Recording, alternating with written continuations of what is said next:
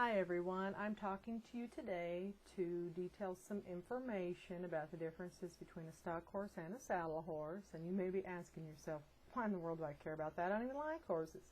But you never know. One day you may be in a situation where you encounter some horses, like at a parade or even a rodeo. Many people who don't like horses still go to rodeos.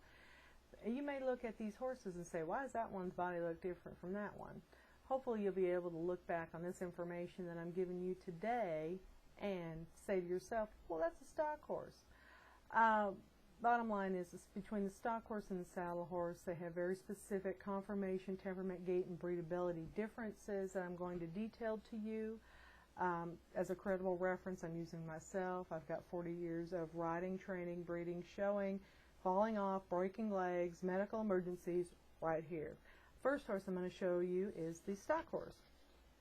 You can tell where they get that name from. This is an American quarter horse. He's very stocky. Notice his large rear end and his small head. Muscle development.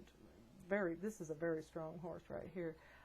Next one I'm going to show you is another American quarter horse. Again, notice the heavy muscling in the rear end and the smaller head. Stock horses generally are calm, gentle, and they're very steady. They're sure-footed. They don't fall down. They're very quiet, most of them are, and they're very smart. Now, I've had some devil stock horses before, and it wasn't a pretty picture. Their gait, they have 3 gaits: the walk, trot, canter. Trot's like a shuffle, and the canter is like a run, and they can start out with a slow run, and then it can get faster and faster and faster. Here are some pictures of different things that they're used for. Stock horses are primarily used for riding, farm work, ranch work, rodeo, and racing. Here's a picture of stock horses in a rodeo. They are doing what's called team penning, where one rider lassos the head and the other rider lassos the back feet, and they pull the cow to the ground. Here's a picture of a gal who is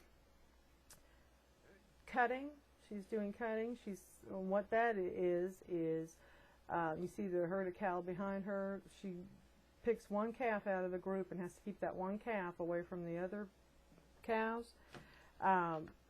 Everybody knows what this is. This is a girl barrel racing, another stock horse favorite right there. And the last picture I'm going to show you is a reining horse. This is one of my favorite things right here, is a reining horse. Notice how that heavy muscle rear end is able to slide to a stop. Next horse I'm going to talk to you about is the saddle horse, and they have a long sloping shoulder and hip, short back. They have to have a balanced appearance. To me, they're long and lanky, and they kind of go clumpity, clumpity, clumpity when they walk around. I've had one, so there was definitely some huge differences between the two. Anyway, here is a picture of the conformation of a saddle horse. You can notice how this horse's head is way up in the air, and they're very proud. Very proud horses, the way they stand there. Here's a picture of another one. Same thing. You can notice how their head is a lot bigger and how they're not as heavy muscled as a stock horse.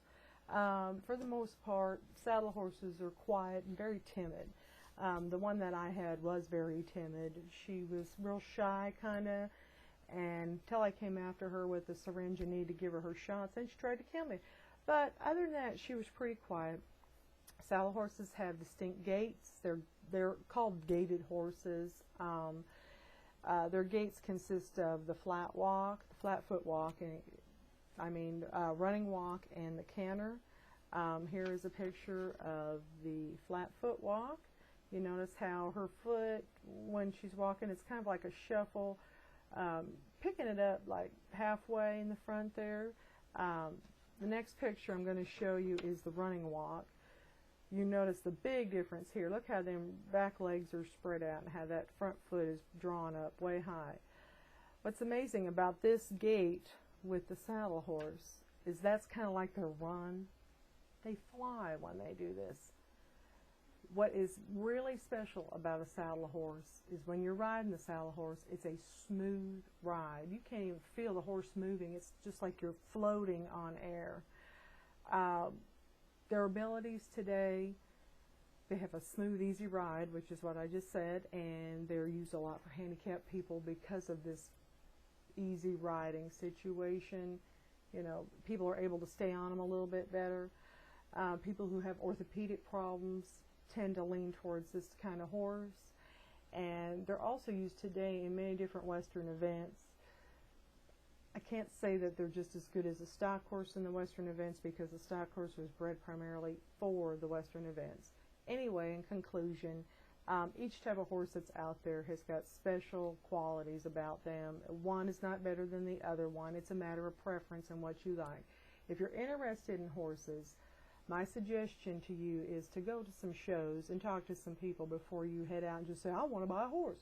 Get a little background on the horse, the breed, what it's bred for, and, you know, the background on the breed itself.